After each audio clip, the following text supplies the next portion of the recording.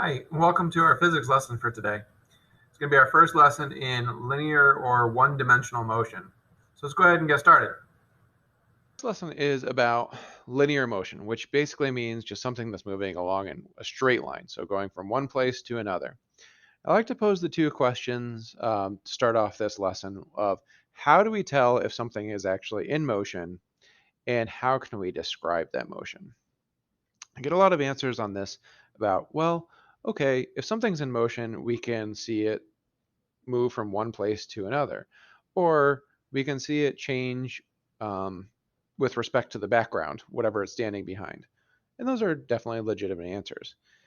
For example, if you see an apple up in the tree and then it ends on the ground, we can say that object moved, it fell from it changed position. So that's something that's moving.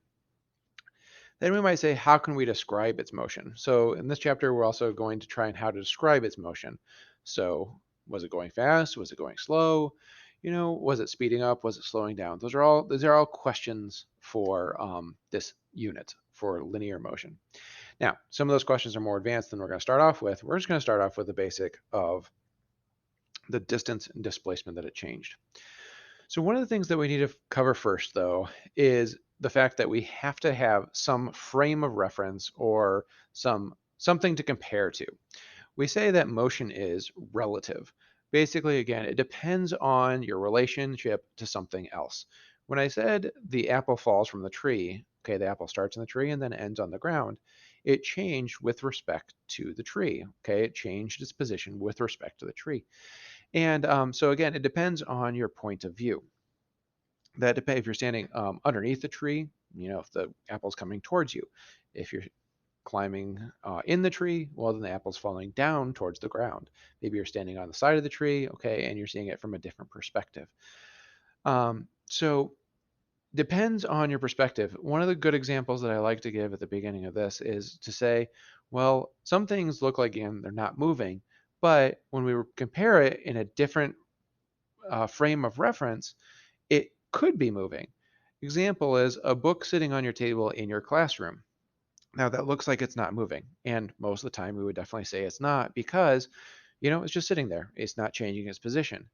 But if we look at that book in respect to the Earth orbiting around the sun, well then that book is on the Earth, and the Earth is orbiting around the sun at 30 kilometers per second. So it's moving extremely fast. So it all depends on your perspective. And most of the time, our perspective is just going to be, okay, that book is not moving because, makes the most sense. But not in every circumstance is all I'm going for. So I like to then throw in this. I'm on a train. How can I tell that the train's moving? Or, sorry, more specifically, if I'm in the train, how can I tell that this train is moving? And I get lots of answers, again, varying from, okay, I'm looking out, I'm seeing trees pass by, the background's changing. Then I would say, okay, what if there are no windows on this train? How can you tell that this train is moving? I hear a lot of people say, okay, well, every so often you're going to go through the tracks and there are going to be little bumps in the track. And I would say, okay, yes, that's true. Let's say this is a perfectly smooth track. Let's say a maglev train. Okay, doesn't no bumps at all. Then I get answers for, well, you can tell when it speeds up and slows down. I agree with you. You can tell it's moving for one of the laws of motion. You can tell that you're moving when you change your motion. But let's just say you're moving at a constant 50 kilometers an hour. Could you tell you're moving? The answer is no. The answer is no. If there's no frame of reference, if there's nothing to compare to, you would not be able to tell you're moving. So that's kind of an interesting thought experiment to how we can measure motion. We have to be able to have something to compare to be able to tell if we're moving or not. Other things that, again, when we're talking about motion, we have to have ways to describe motion. Now, the next way, this next thing is that we're going to talk about is how to describe motion in terms of scalar and vector quantities. Scalar quantities are quantities that can be fully described just on a magnitude, an amount. Position's a great example. You can tell exactly where you're at if you just say I'm at 4 meters, and that's a position. But a vector quantity allows you to have a magnitude and a direction. So 5 meters, for example, just saying something's at 5 meters, that's just saying it's a scalar quantity. Saying something's moving 30 meters per second east, that is a vector quantity. Saying something's 5 miles north, vector, has magnitude and direction. Again, 20 degrees Celsius, scalar. 256 bytes, that's a computer quantity, scalar. 4,000 calories, again, scalar. If you just have an amount, that is a scalar quantity. But if you have magnitude and direction, then that would be considered a vector quantity. And we'll need, we'll again see where this comes into play later on. So um, when we are describing motion, we often use the term distance to describe, you know, it moved from this place to this place, it covered this distance. And again, in normal terms, that's totally fine. But in physics, we have more specific ways to explain how something moves. So distance just really refers to how much ground an object moved. Covered, it went from here to there, and it went 10 meters. Okay, that's great. Displacement, on the other hand, is how far the object moved from its original position.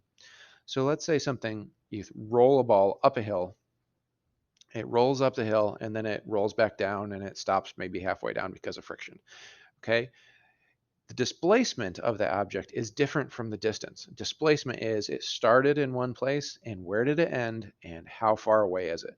Okay. It also has to include a direction. So again, that ball rolled up the hill. So, now it's maybe 7 meters up the hill. You might need to give an angle for that, but still, again, it's a magnitude and a direction.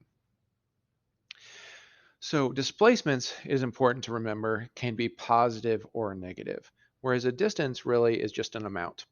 Okay, it's just an amount.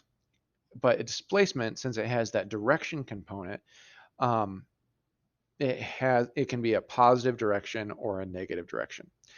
Normally we say positive directions are towards the right and negative directions are to the left. So if an object moves to the left, we would say that's a negative displacement.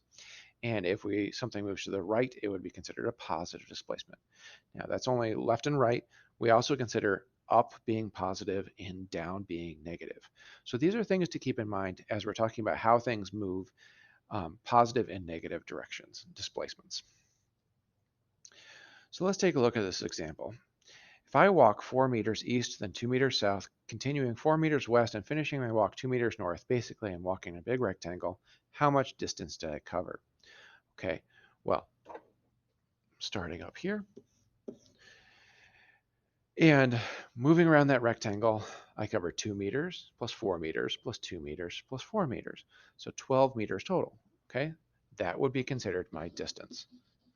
But my displacement, on the other hand, since I started and ended in the exact same spot, my displacement technically is 0 meters.